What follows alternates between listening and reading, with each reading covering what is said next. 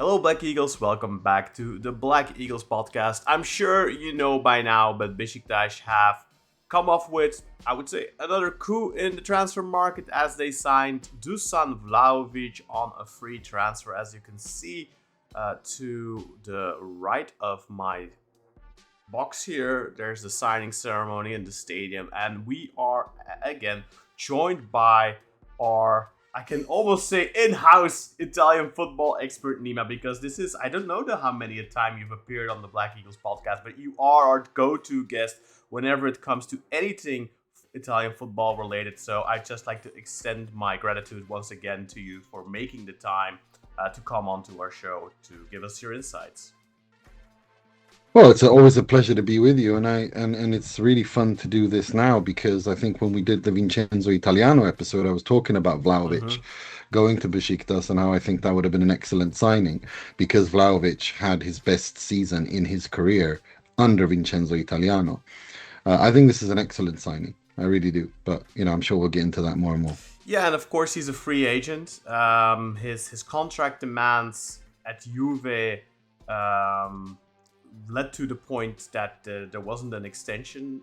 He was apparently on 12 million a year, was willing to come down to 8 million a year, but wanted a signing bonus on top of that, which basically boiled down to 12 million a year again. And Juve said after 4.5 years, we paid 70 million euros for you from Fiorentina. You didn't quite live up to our expectations where we want to extend, but we're not willing to offer you that much money anymore. Of course, Juventus themselves, they've gone through a dark period maybe in their modern history for the last 5 or 6, 7 years maybe, not won the Scudetto. Their ambitions, of course, lay higher. And I mean, how important do you think Vlahović was, or should I say how instrumental to their failure, I would say, because they have been disappointing over the last X amount of years, and Vlahović was supposed to be their big star signing back in 2023, I want to say, January 2023 or 2022. So how important was he in that? How much responsibility does he have in that? And do you think it's more down, is it down to him? Is it down to the coach? He played under Allegri for 2.5 seasons. Is it down to the other recruitment, or is it a mix of all of those, all of the above?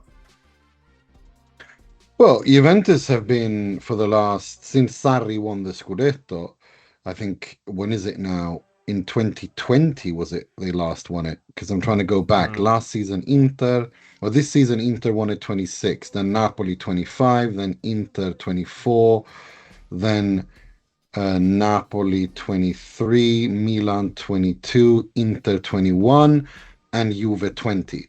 So since they won it in 2020, Juve, Sarri, it has been a complete shit show. They had Pirlo for a season, then they brought in Allegri, then they had Tudor, then they had they didn't bring in Allegri. They brought in Allegri. They had what's his name, Tudor. They had the mess they had last season, and now it's Spalletti. Juve have been a mess since they won the Scudetto in 2020. Like at every level, financially, structurally, boardroom. The squad is a mess. They're in absolute shambles financially. So when they brought in Dušan Vlahović, let's remember how they financed that. They got rid of Kulusevski and Bentancur to bring in Vlahović. And at the time, everyone was excited because Dušan Vlahović was only 21 years old. He'd scored, I think, together with Cristiano Ronaldo, the most goals that season in the calendar year. He'd had an excellent time at Fiorentina under Vincenzo Italiano. So, there was a lot of excitement. But then since then, Juventus have been a mess on and off the pitch. And Vlahović, it's difficult to succeed in that environment if you're a young up-and-coming player, because that's exactly what Vlahović was. He wasn't an established star. He had a good calendar year before he joined Juve in January. So that was kind of the background.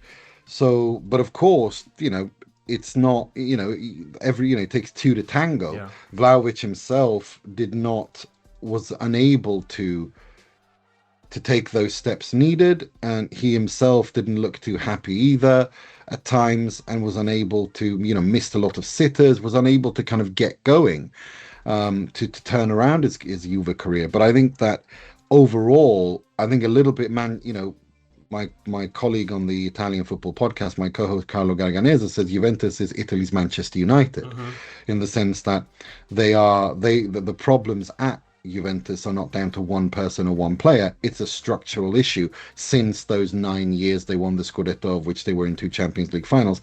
After that glorious historic period, they've been an absolute mess. And so you can't really bring it down to one person. And of course, they had the financial problems, or the scandal where the entire board had to resign because of the Prisma investigation.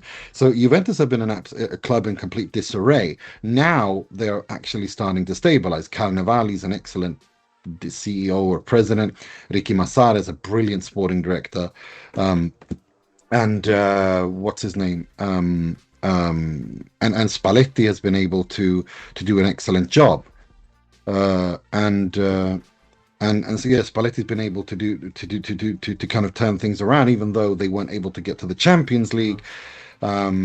He managed to create something from which they can build from, and that's why they gave him an extension and wanted to continue with him.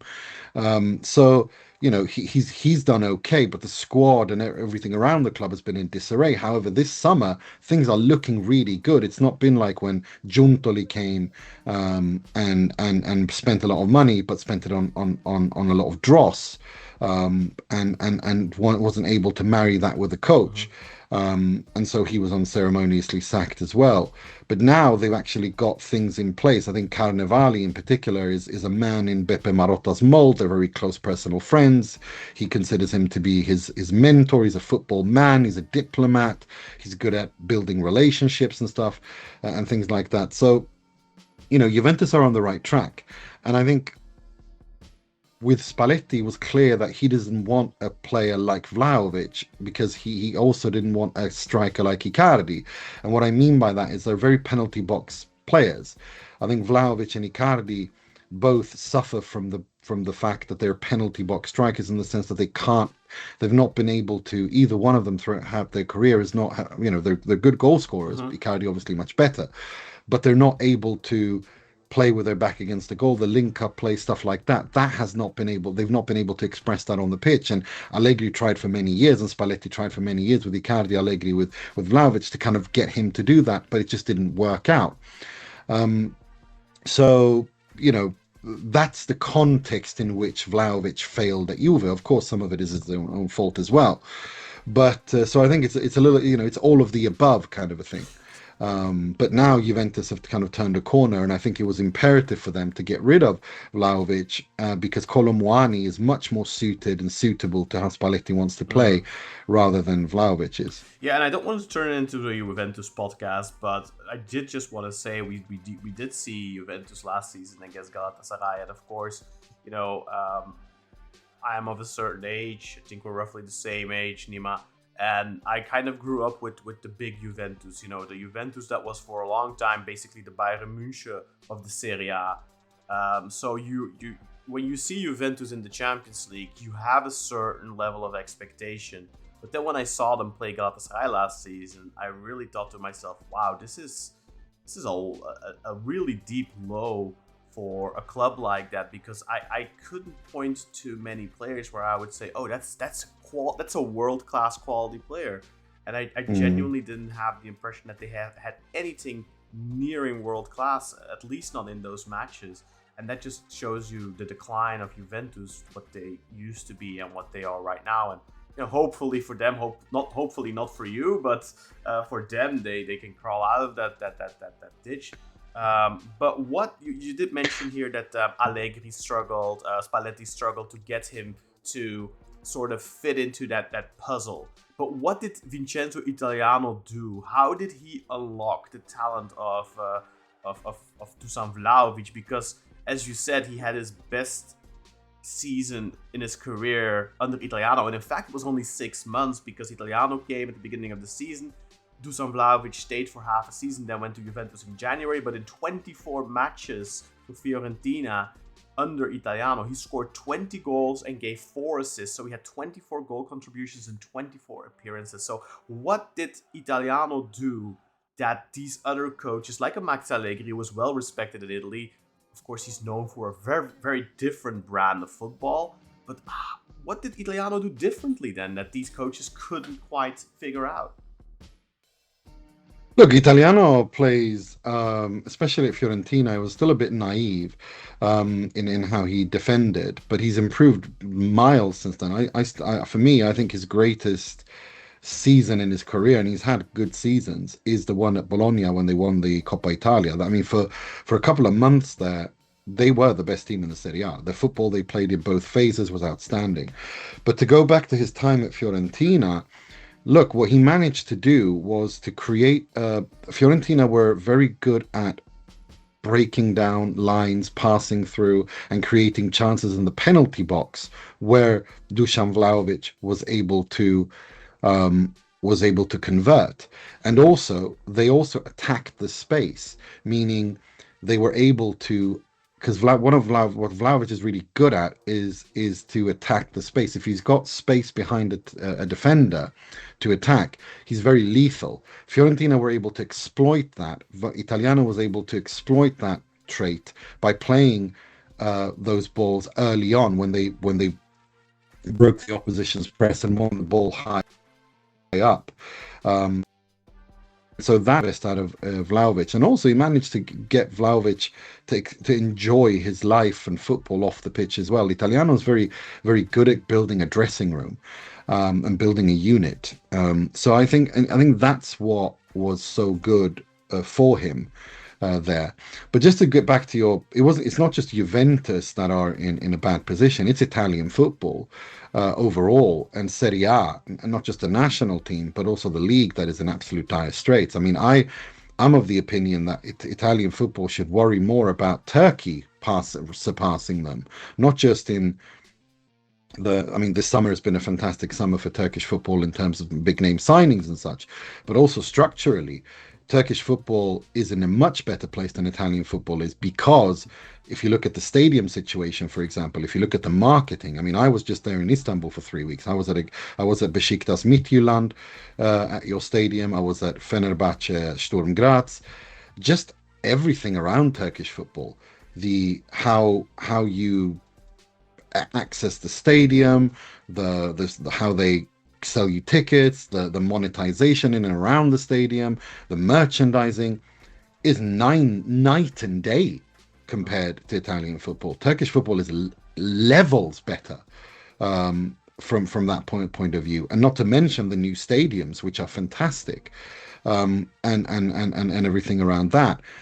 So that kind of goes in hand with that as go Juventus, Milan, and Inter, as goes Italian football, and Juventus and Milan have been a bit of a banter era, to for lack of a better word, for the last 5-6 years, whilst Inter have been able to kind of not have been anything but. I mean, 2 Champions League finals, yeah, exactly. 3 Scudetti. I was gonna say. So yeah, exactly. So it's been so Italian football as a whole has been in that kind of a difficult position, but now Juventus are turning a corner, Milan are turning a corner. We'll see how well they do, but the most important thing for them and for Italian football is to have them back in the Champions League together with Napoli and Inter. That's when the Serie A is the most competitive, because these are the biggest clubs in Italy in terms of both internationally as well as domestically, in terms of together with Roma and Lazio, the teams that have the most supporters. So but to get back to Beşiktaş and Vlahović and Italiano, look, I think just the fact that Beşiktaş got Vincenzo Italiano, I think, is an example of how well Turkish football is doing. As I said on the last time I was here, I really expect big things from Beşiktaş and Italiano, because I think he's an excellent coach, and I think he will work wonders with Beşiktaş. So now he's got his striker, and I think one of the main reasons why Vlahović chose Beşiktaş is Italiano. That's when he had his breakthrough, and he wants to get his career back on track. So it's going to, I think that was a big reason behind it, and I think Beşiktaş are getting a striker that they need, because if anyone knows how to get the most out of Vlahović, it is Vincenzo Italiano, and it's gonna be very exciting to watch how it goes.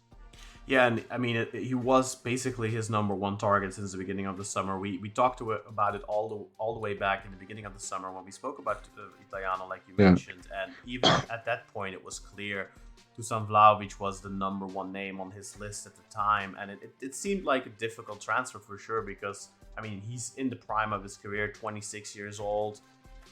There's plenty of clubs in the market looking for a striker, maybe not for Vlahović to be their starter, but he was holding out, right? He was holding out for a move to the top 5 leagues, which I always saw as a positive thing. A lot of Beşiktaş fans thought, oh, you know, he doesn't want to come. We don't want a player that doesn't want to come. But I'm of a different opinion. I think the fact that he waited this long because he was holding out hope for maybe becoming Barcelona's number 2 or number 3 striker or Atletico Madrid or whatever shows that he's not done with football. It shows that he still has ambition.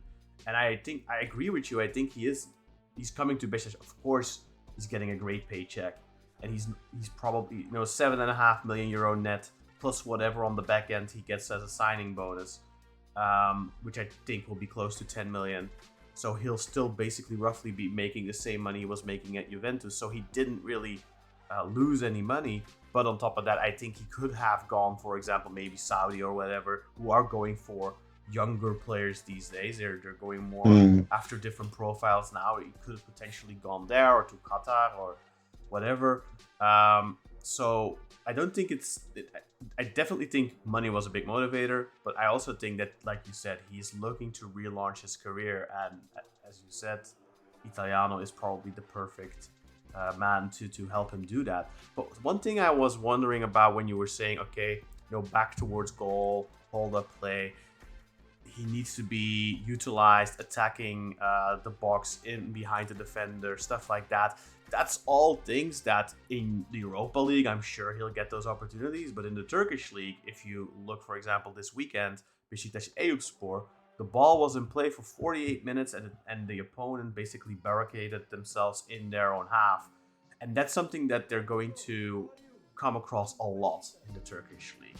So do you think that Italiano will find a solution as well in those sorts of scenarios to utilize Vlahović to his potential? Yeah, absolutely. Because the thing about how Italiano attacks is it's more about the movements and putting the right players in the right positions. He doesn't play that kind of vertical long ball towards the striker. He's more about creating space via movements and then playing the ball. And I think that's what he did at Fiorentina, and that's what he did, and that's why he could get such a good thing. He could get the most out of Vlahović.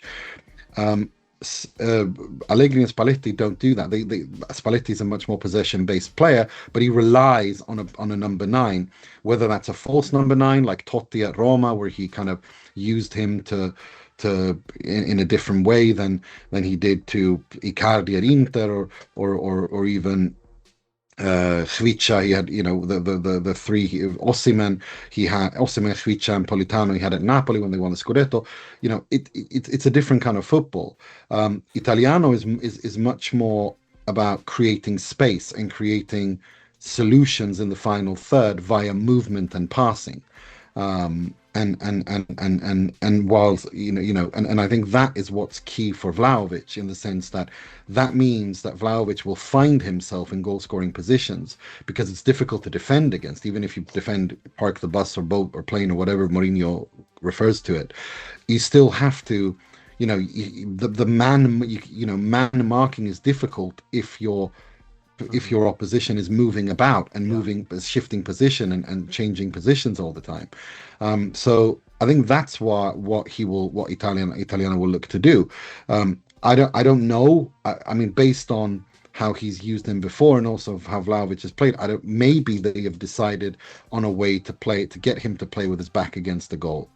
To develop that. Maybe they can do that. I don't know. Maybe the Serie A was too difficult for Vlahović in terms of how the level of defending and tactical astuteness that the Serie A has for Vlahović to be able to play with his back against the goal. Maybe he can do that in a league that's more open, like the Turkish league.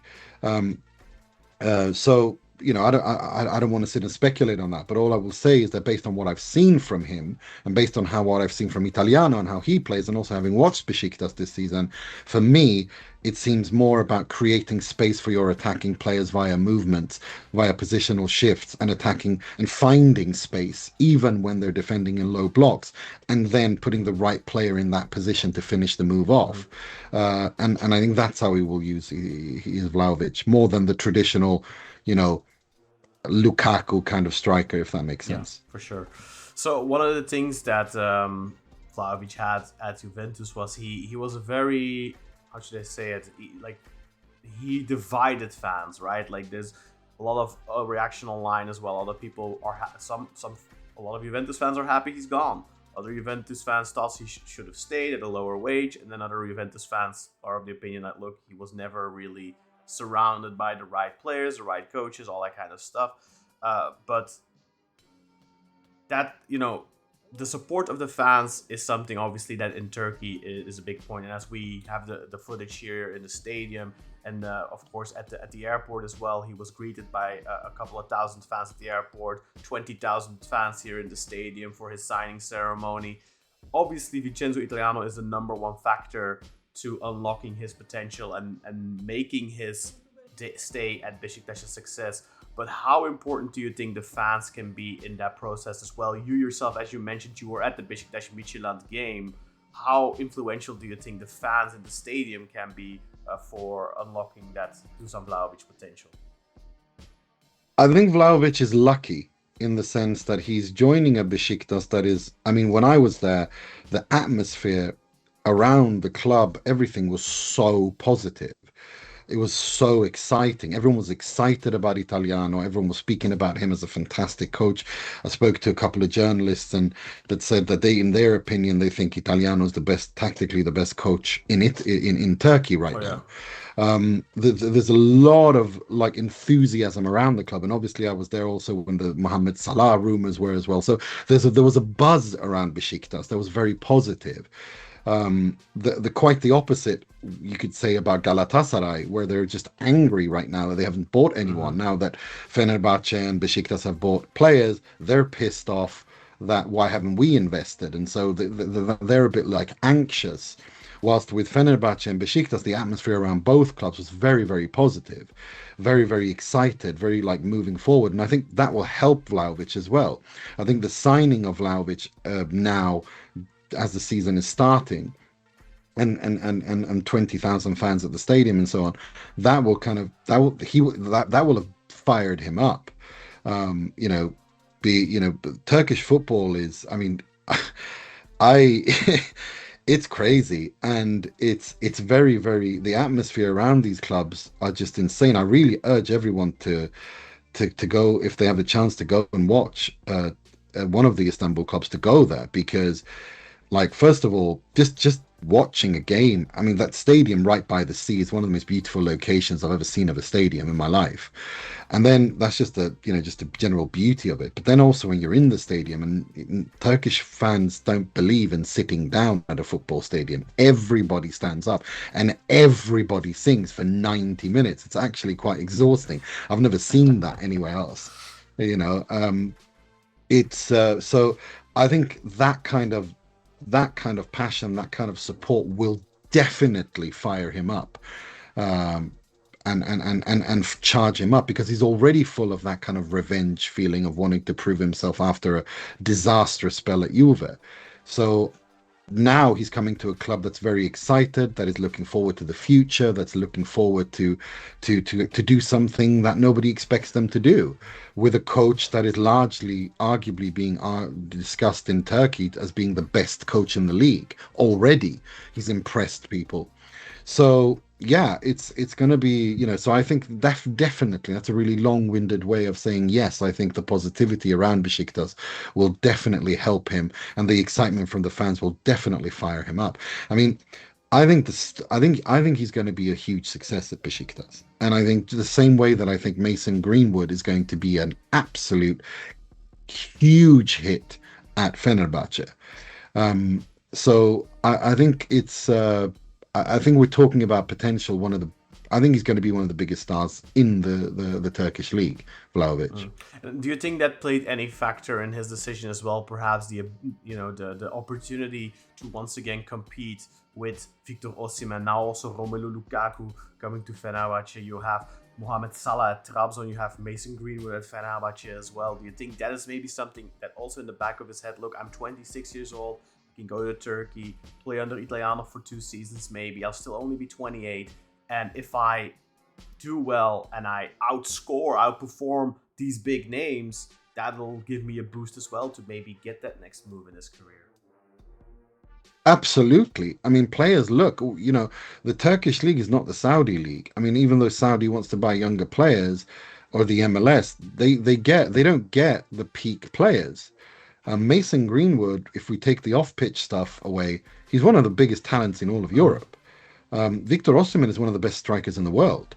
Okay, Romelu Lukaku is in a different place in his career, but overall, Mohamed Salah just came from Liverpool. Okay, he's past his best, but he's still, he could have, he's still very good. Yeah. So, players look at this and they go, well, that's a really competitive league then, in terms of the attacking talent there. And if I can outscore these guys and have a good 2 seasons and do well in Europe, maybe even get Beşiktaş back into the Champions League, if they were to win miraculously. I mean, nobody expects Beşiktaş to win the league this year or the next year. I mean, that's pretty much Fenerbahce, that they're the ones who are actively saying we want to close the gap to Galatasaray in order to stop them from winning their 5th, is it, in a row this season, which I think they probably will.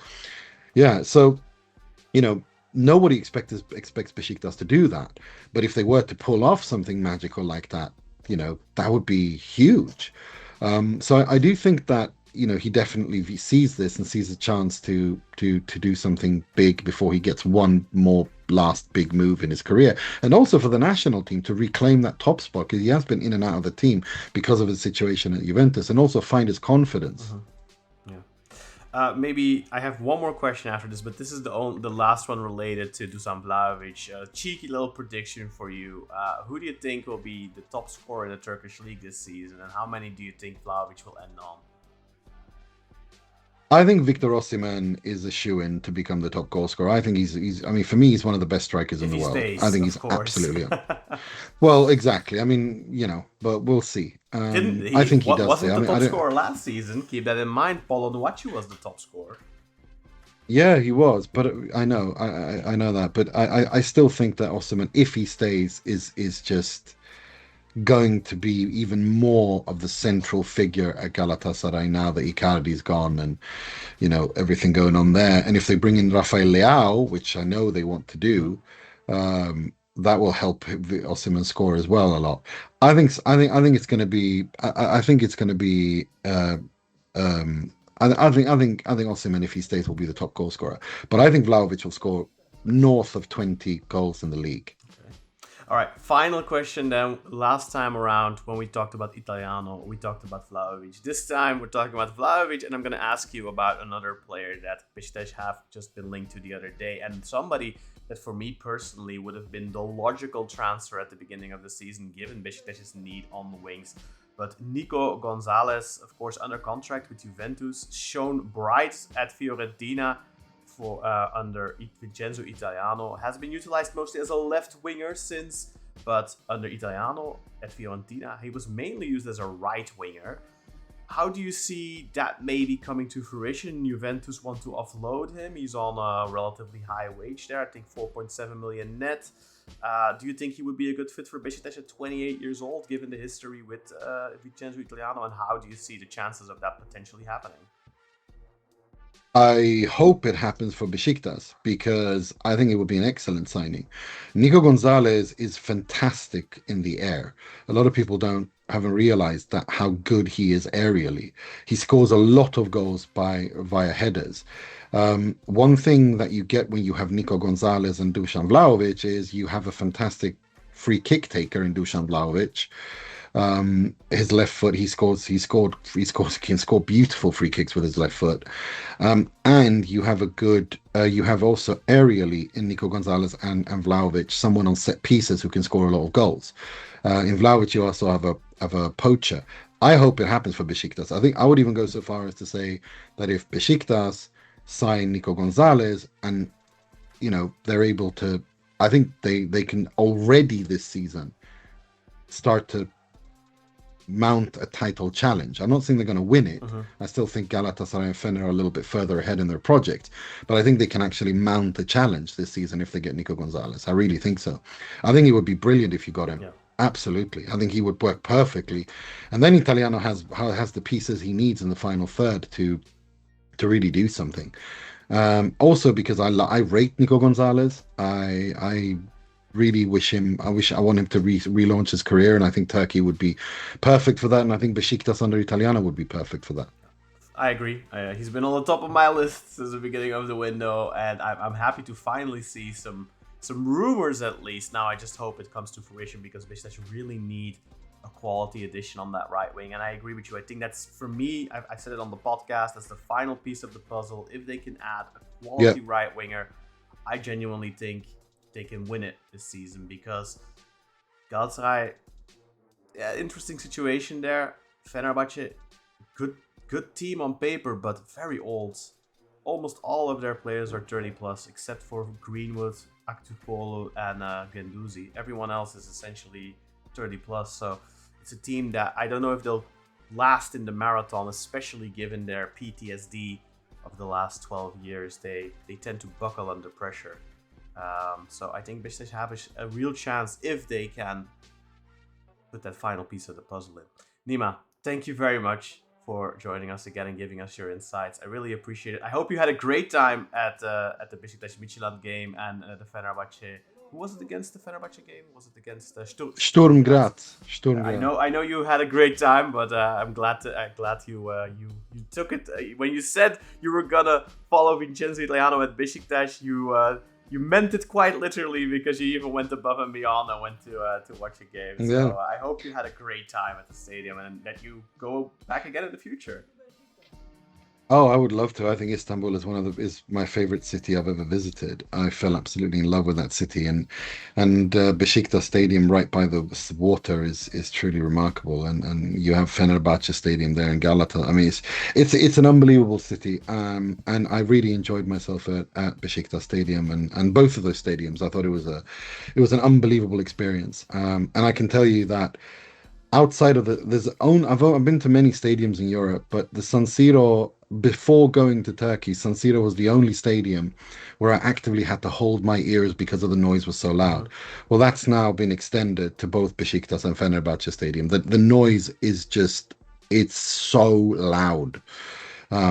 It's unbelievable, the atmosphere at those games. It's truly, truly remarkable. I really, really urge people who haven't seen a Super League game at any of the Istanbul clubs to definitely try to sort it out, even though Paso League is a giant pain in the ass. Yes, it really is. Yeah, it's I've very often thought when there's games, for example, where the tickets aren't sold out, to maybe like do a giveaway with the podcast, just get people to go to the matches, and it's impossible because you have to have Paso League, you have to buy it on that account and all that kind of stuff, so you can't even do simple things like just buy a ticket for someone else. It's very frustrating. No, you can't, and that's something they have to fix, because I think the Turkish league want to grow. It's clear that they want to grow in an international setting, and so they have to make it easier for foreign nationals to buy it. I mean, I would never have managed to do it if it wasn't for my childhood friend who I was staying with, who is Turkish. And we had to actually call the hotline. But to be fair, Paso League has a 24-hour hotline, which I think is absolutely fantastic. You can call them like a support. You have a 24-hour support line. You can call them and they can help you, which I think is just brilliant. Yeah, I think you can also I think you can also get help at the stadium on match days, but definitely. The first time, I mean, we needed to do it for both of them, because we need to, the first time you activate your Paso League, you have to activate, like once you've done it online, you have to do it at the stadium as well. So, but they do it within seconds. I have to say that the help we got at both of the stadiums was like that. It was so easy, so quick. it was more the process of getting the Paso League and Yeah. paying the annual fee, and then all that stuff. That was a bit pain, but the actual fixing it and getting the ticket and all that, yeah, that was easy. The first time you do it, then after that you can just buy a ticket and then you go. Yeah. I know I've had a lot of people over the years reach out to me for help with Paso League. It's always a pain in the ass, and It really is. It I really do is. hope- It's not. It's a pain in I the butt. hope they fix it at some point. I mean, they should. You need all this identification that you need to confirm. And I last time I tried it myself, I couldn't even sign up because it wouldn't work with my passport for some reason. So it's Yeah, it was and my problem was also that they wanted a Turkish ID card, and I don't have a Turkish ID card. So, because I'm not a Turkish national. So we had to call them, and they were like, no, don't. Like, we went to the stadium and they sorted it out. So, yeah. Okay. Well, thanks, Nima. Everyone, check out the Italian Football Podcast if you want to keep up on all the latest of the Serie A and Italian football as a whole. They do it every week, and they also have a Patreon membership you can sign up to. Go and check them out. They do great work. I watch you guys regularly, and I see you complain about Italian football all the time, and I just think to myself, well, Inter have played the Champions League final twice in the last 5 years. Yeah. And I from the outside looking in, I have had the impression the last X amount of years that Italian football is back kind of in the rise, but then of course the national team hasn't qualified for the last 3 World Cups, and there is a lot. I think one of the things that you have with Italian football is it has this built-in appeal that the Turkish league doesn't have, because Exactly. and that's maybe also that's probably the reason for the complacency, because Italian football has a certain status already, and there's a less of an urgency to improve it. I think that's probably the biggest issue. Exactly. I think that's exactly it, and that's Italy as a country, that you have these structures in place, and they're impossible to change. Whilst Turkey is, Istanbul, just Turkey, they're building everywhere. Everything is new. Everyone's building. There's this idea of we need to renew, we need to refurbish, we need to be modern. Like they're really they're doing fantastic work. And I keep saying on the Italian Football Podcast and to everyone that Italian football needs to worry about Turkish football. They shouldn't look at German football or Spain or England. They need to worry about Turkey coming up and overtaking them. And I think Turkey is in a very good position to maybe be within a couple of years, if they continue like this, not just because of the big names they sign, but also because of how Turkish football is growing. I think the league could be with very quickly a top 6, top 7 league soon. Well, there's a lot of structural, societal issues in Turkey that I think are standing in the way of that. I mean, Italy has its problems, Turkey has its problems as well, but there's definitely potential. There's no ifs or buts about that, but it's about tapping that potential. So it's glad to hear your opinion as an outsider, and that you look at it so positively. But yeah, let's hope, cross our fingers. But I'm a little bit more skeptical about it. Anyway. No, I understand, and I mean, you obviously know more about it than I do, but I mean, I'm just looking at it from a structural point of view. I see Italian football as a complete mess, and Turkish football is much more modernized from a structural point of view. Now we'll see. Now what I'm positive about is that Giovanni Malagò, who was the former Italian Olympic Committee president, who oversaw, because I mean, in all of sports, Italy is doing brilliantly, except for the football. Yeah.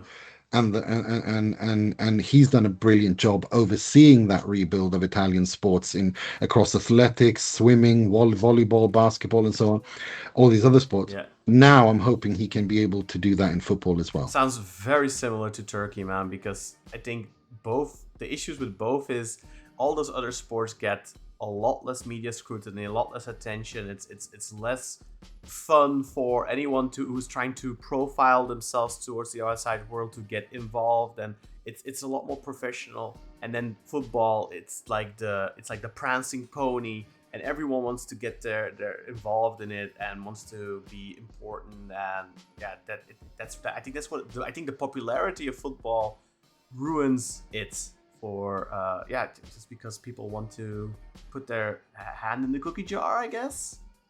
Yeah, Yeah, because there's so much more money in football than there is anywhere else as well. I mean, that's true.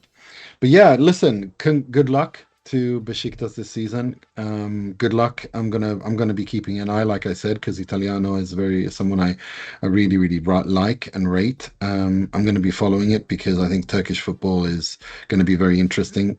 And the Turkish league now that I actually think the league is very competitive. If you get Nico Gonzalez as well, I think we're going to have a really really interesting title race on our hands. Yeah, will be fantastic for us if we manage to pull that off. I hope it's in the works. Because so far it's only been rumors, but let's hope it heats up in the coming days and that he can be our next talisman on the right. Anyway, thanks everyone for watching this episode of the Black Eagles podcast, where we took a deep dive into Dušan Vlahović with our special guest Nima Tavallaey of the Italian Football Podcast. Don't forget to like, comment, and subscribe. See you all next time. Bye bye.